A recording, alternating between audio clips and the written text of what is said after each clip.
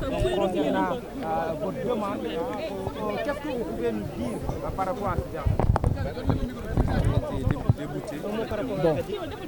Donc, concernant l'information relativement à la saisine de la Cour de justice de la CEDEAO et de la décision rendue, la Cour, en résumé, a dit qu'il n'y a aucune violation des droits de l'homme de Ousmane Sonko. Donc, elle considère que tout ce qui a été fait par l'État du Sénégal entre dans la normalité. À savoir la dissolution. La dissolution, j'y reviendrai, parce que la dissolution, c'était l'un des points de saisine.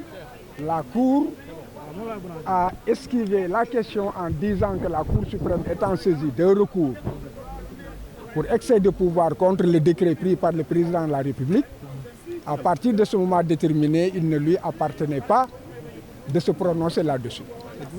Maintenant, je pense que c'est extrêmement grave, cette décision qui semble être un blanc-seing.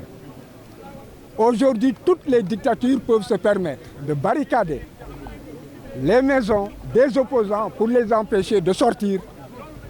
Et, selon le raisonnement de la Cour, Ousmane Sonko n'est pas sorti de son domicile que par voie de conséquence, il n'y a aucune violation de sa liberté d'aller et de venir. Les 55 jours de séquestration, la Cour estime que c'est normal parce qu'il était gardé dans sa maison alors qu'il n'y a aucune décision de justice. Je reviendrai sur les commentaires. Mais ce que je dis, c'est que les libertés, les droits en Afrique sont menacés et les précédents de l'État du Sénégal, si en fait sont copiés sur la base de la décision qui a été rendue, il faut dire que l'Afrique est partie pour une instabilité générale, durable et peut-être pour des années et des années. Maintenant, la Cour n'a pas voulu se prononcer sur les dissolutions. La dissolution de PASTEF en rejetant ce bébé à la Cour suprême, alors qu'elle a été saisie selon des techniques par lesquelles elle travaille. La Cour a dit dans sa jurisprudence que lorsqu'il y a des éléments probants qui donnent de justes motifs de penser que si en fait elle n'intervient pas, alors la violation que l'on craint va être réalisée. Et par voie de conséquence, elle rend une décision a priori avant qu'il y ait une violation concrète. Ce qui n'a rien à voir avec la constatation de la violation, de la violence. Et là aussi, ce qui est grave, la Cour dit que la saisie des biens de Ousmane Sonko, c'est normal, c'est légitime dans le cadre d'une procédure judiciaire, donc la Cour n'a pas compris son dossier. Parce que Ousmane Sonko a été arrêté en rase campagne, ses biens ont été, disons, volés, et sa vie privée mise à nu, et puis il a été séquestré 55 jours avant que plus tard une procédure judiciaire ne soit ouverte. C'est quand même bien dommage que la Cour n'ait pas peut-être bien regardé son dossier, parce que les faits tels qu'ils sont rétablis permettent d'appliquer la règle de droit qu'il faut appliquer. Mais lorsque les faits ne sont pas bien établis ou dits, à partir de ce moment déterminé, la règle de droit ne peut être qu'erronée. En tout état de cause, retenez que la Cour de justice de la CEDEAO était saisie de violations de droits de l'homme. Elle a statué sur des violations de droits de l'homme et de droits démocratiques. Ce qui n'a rien à voir avec les décisions où c'est la règle de droit de fond qui en fait est connue par les juridictions nationales. Donc, c'est deux choses en fait différentes. Donc, il faudrait, par voie de conséquence, que l'on sache une chose, que cela n'affecte pas l'espoir que nous avons sur ce que les juges sénégalais, eux, savent que c'est le destin de ce pays, que c'est l'avenir de ce pays, que cela va se répercuter jusque sur leur progéniture et sur, comment dirais-je, leur descendance. Et que l'intérêt du Sénégal doit présider et refuser toute forme de pression, toute forme de corruption et toute forme de menace de la part de l'État du Sénégal, puisqu'on a vu que chaque fois qu'il y a une décision rendue, alors l'État du Sénégal fait tomber les foudres sur ceux qui ont rendu des décisions qui sont contraires à ses vœux.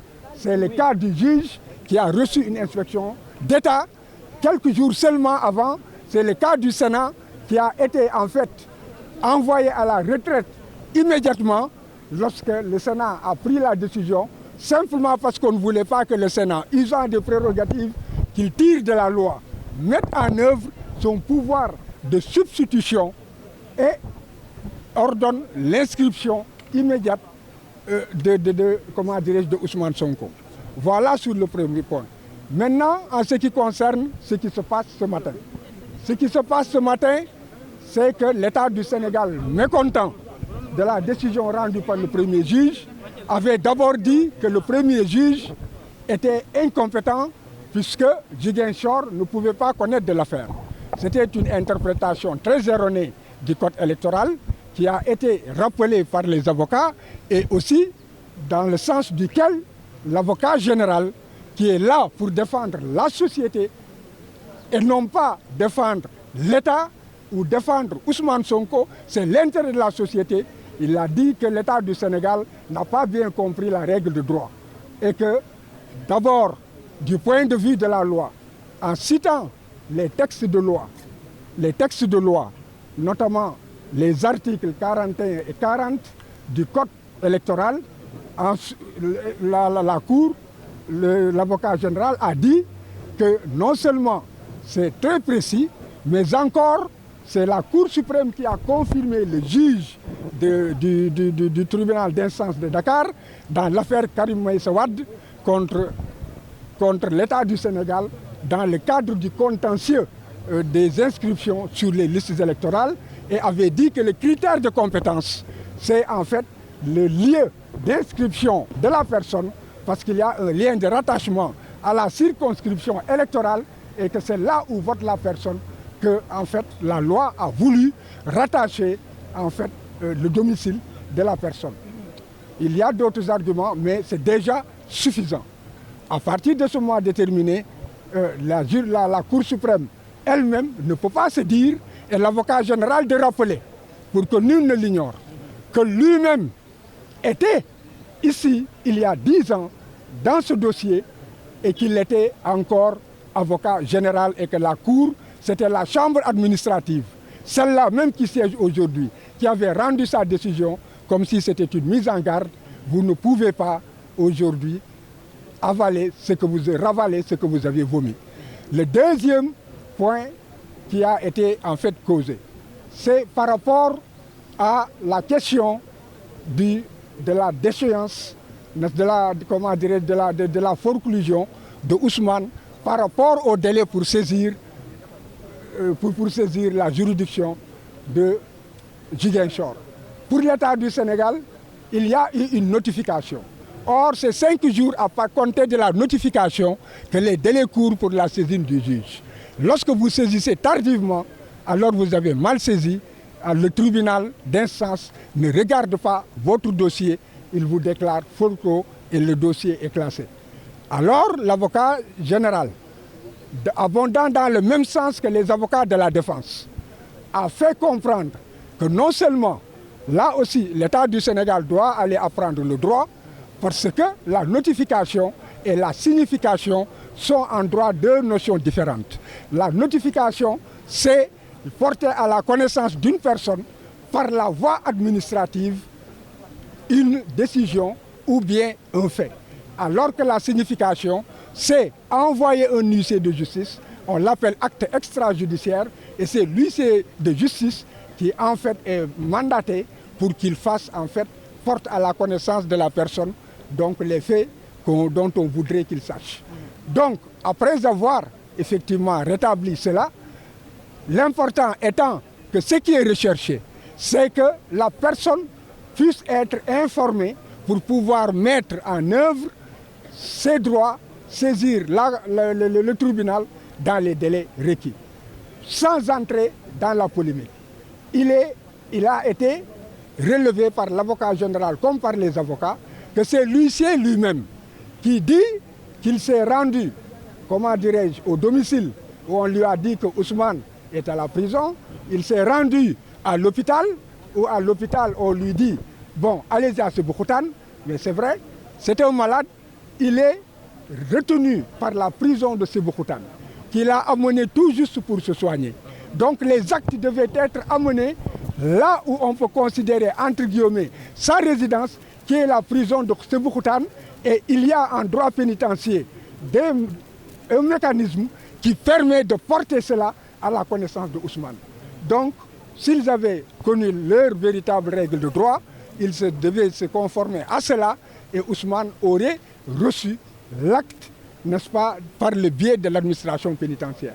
Et là, ce sont eux-mêmes qui, le disant, font comprendre que Ousmane, l'acte n'a pas rempli son objet, c'est-à-dire être amené pour la connaissance de Ousmane afin de lui permettre d'exercer ses droits.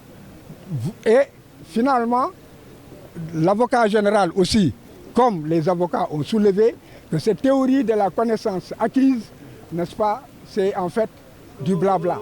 D'ailleurs, j'en profite pour dire que lorsque l'État soutient la théorie de la connaissance acquise, c'est-à-dire que même s'il n'a pas reçu notification, il savait en tout cas qu'il était radié des listes électorales et que c'est comme si ce n'était plus nécessaire de le faire.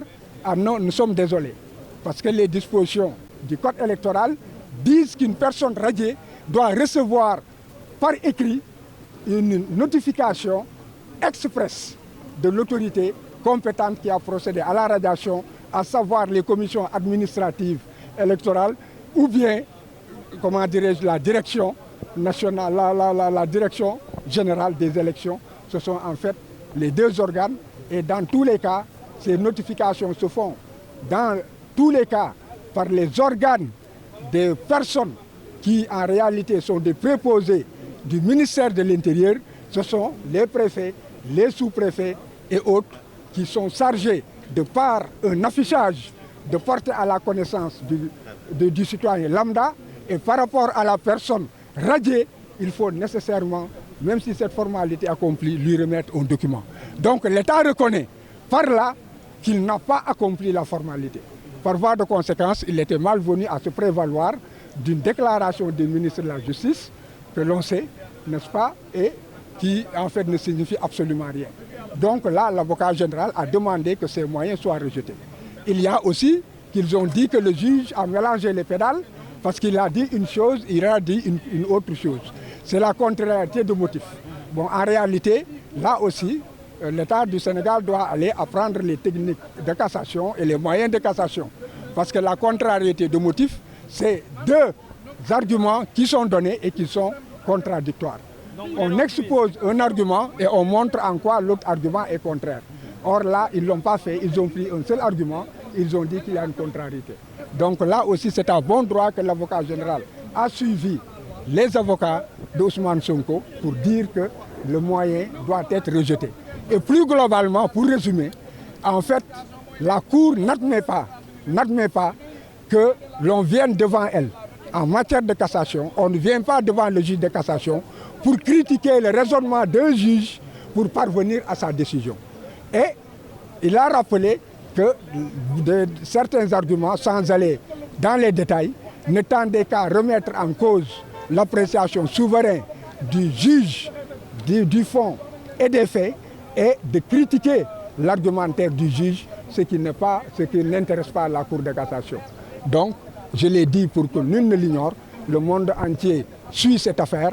Dommage que la CEDEAO ait raté le rendez-vous.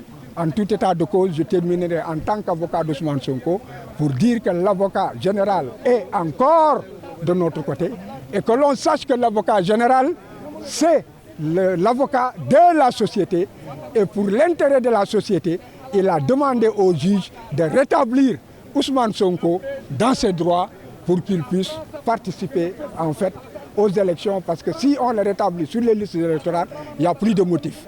Maintenant, il faudrait aussi que tout le monde soit vigilant. Dans l'hypothèse où la Cour suivrait l'avocat général et les avocats de la défense, Ousmane doit à la seconde être rétabli sur les listes parce que dans l'affaire Khalifa Sall, lorsque nous avions saisi la CEDEAO, ils avaient dit que le rabat d'arrêt était suspensif. Que le rabat d'arrêt n'était pas suspensif. Alors, la Cour de CEDEAO les a suivis. Alors, ils ont compris qu'ils avaient tort et que la Cour avait mal jugé. Ils se sont précipités pour réviser la loi organique sur la Cour suprême et dire maintenant, noir sur blanc, que le rabat d'arrêt n'est pas suspensif. À partir de ce mois déterminé, la décision rendue, nonobstant le rabat d'arrêt, devrait être exécutée. Je suis optimiste. Pourquoi? Parce que le droit est de notre côté. Ce qui me fait seulement mal dans cette journée, c'est que les droits de l'homme qui sont censés être protégés et garantis, on dit que toutes ces violations sont en fait normales. Mais le gardien réel des violations des droits de l'homme, c'est en fait le comité des droits de l'homme des Nations Unies. Tous les autres ne font que rendre des décisions en essayant de donner leur compréhension des textes, mais le dernier qui doit dire que voilà comment il faut comprendre le sens et la portée d'un texte, c'est le comité des Nations Unies des droits de l'homme. Je vous remercie.